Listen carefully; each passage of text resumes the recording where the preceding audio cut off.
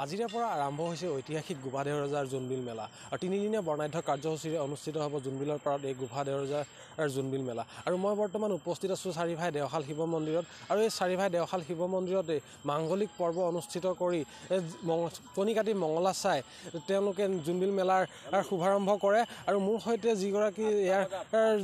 জোনবিল মেলা উন্নয়ন সমিতিৰ সাধাৰণ সম্পাদকগৰাকী আছে তেখেতে মোৰ সৈতে উপস্থিত আছে আৰু মই তেখেতৰ পৰা যিহেতু তিনিদিনীয়া বৰ্ণাঢ্য কাৰ্যসূচীৰে জোনবিল মেলা অনুষ্ঠিত কৰিব আৰু এই অনুষ্ঠিতৰ সম্পৰ্কে মই তেখেতৰ পৰা জানিব বিচাৰিম আচলতে কি কাৰ্যসূচী তেওঁলোকৰ থাকিব তিনিদিনীয়া কাৰ্যসূচীত।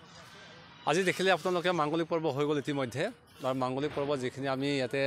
কণী কাটি চালোঁ যে এবাৰ সুন্দৰভাৱে মানে কি কয় আমাৰ মেলা পৰিচালিত হ'ব বুলি পেলাই আমাৰ জনবিশ্বাস আৰু সেইটো শিৱ বাবাৰ সন্মুখতে আমি পূজা অৰ্চনা কৰি পেলাই শিৱ বাবাৰ সাক্ষাততে আমি এই কণী পাত কাটিলোঁ আৰু ইয়াত যিমানবিলাক মেলাত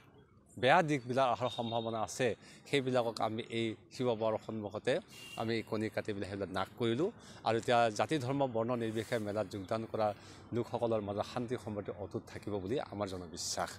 ইয়াৰ পিছতে আমাৰ পতাকা উত্তোলন হ'ব। পতাকা উত্তোলন কাৰ্যসূচীত ইতিমধ্যে হাৰিয়ানাৰ পৰা এটা কালচাৰ ট্ৰুপ আহিছে আৰু জম্মু এণ্ড কাশ্মীৰৰ পৰা এটা কালচাৰ ট্ৰুপ আহিছে আৰু ইউনেস্কোৰ পৰা খন্তেক পিছত তেখেতসকলৰ দলটি আহি পাব। গতিকে সকলোৰে সাক্ষাততে আমি পতাকা উত্তোলন কৰিম আৰু তেখেতসকলে নিজা নিজা কালচাৰ শ্ব' প্ৰদৰ্শন কৰিব আৰু ইউনেস্কোৰ দলটোৱে জোনবিল মেলাৰ ওপৰত এটা গৱেষণা কৰিব আৰু তেওঁলোকৰ ডকুমেণ্টেশ্যন কৰাৰ কথা উল্লেখ কৰিছে আৰু দুপৰীয়া 12 বজাৰ লগে লগে 12 বজাৰ পিছত আমাৰ প্ৰীতিভোজ হ'ব আৰু সন্ধিয়া আমাৰ যিখন ৱাল ফিল্ড অৰ্থাৎ স্মৃতিগ্ৰন্থ সেইখন উন্মোচন কৰা হ'ব। আপোনাৰ বিনিময় হয় বিমলজ্যোতি হাজৰিকা এই মুহূৰ্তত আপোনাক ধন্যবাদ।